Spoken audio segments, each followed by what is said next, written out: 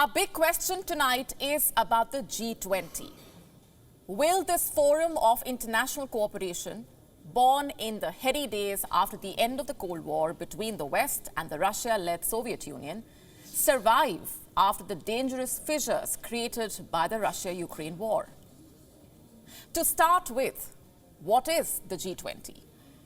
A forum of 20 leading economies formed in 1999, a decade after the collapse of the Soviet Union, as a symbol of a new world order of cooperation rather than confrontation.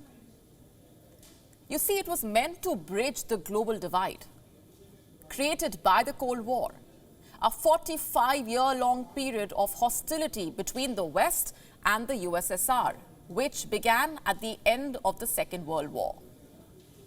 The world, as we all know, was divided between two zones living with nuclear arsenal, which had no economic cooperation and very little social interaction. A world dominated by spies and wars which threatened to go nuclear. The G20 was created to end this Cold War mentality, to ensure economic cooperation and to coordinate global policies on trade, which would enable all the sides to become richer, and understanding which would ensure that people could live without existentialist fears. 24 years, 17 summits, and countless resolutions later, has the G20 gone back to square one? Does the current summit in India mark the return of tensions and worse?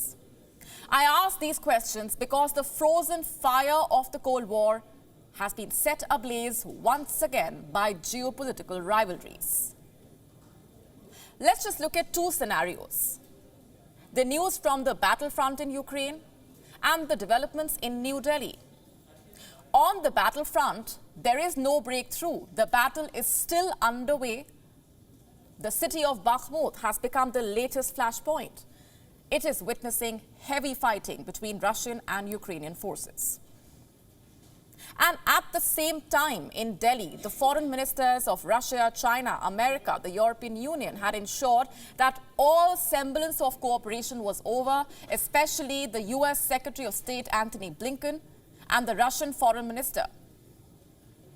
It seems the two came to the summit with their own agendas. Their differences on the Ukraine war ensured that the conference ended without a communique. Let's listen in to what they said.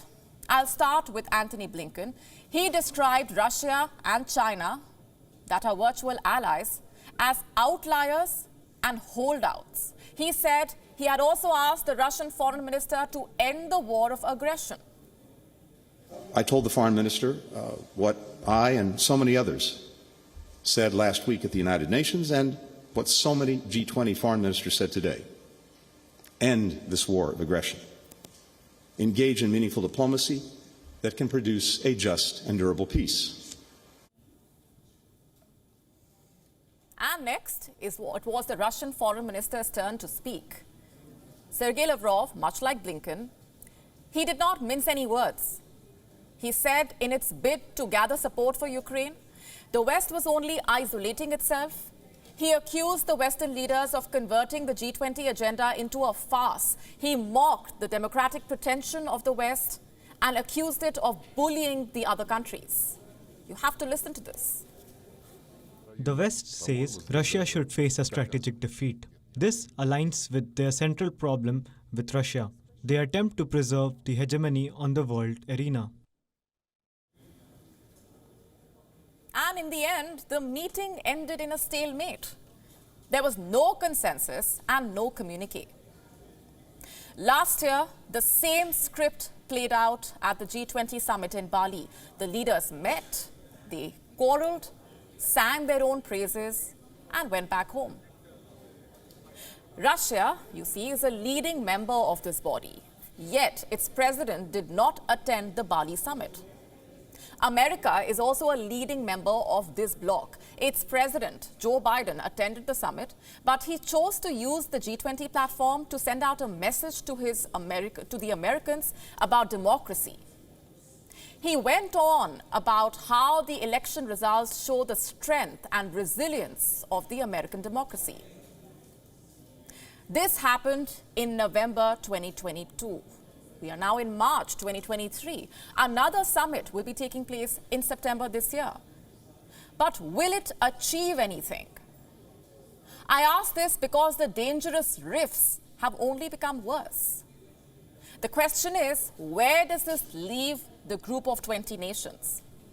Will this group, which once showed so much promise, decay into yet another useless talking shop?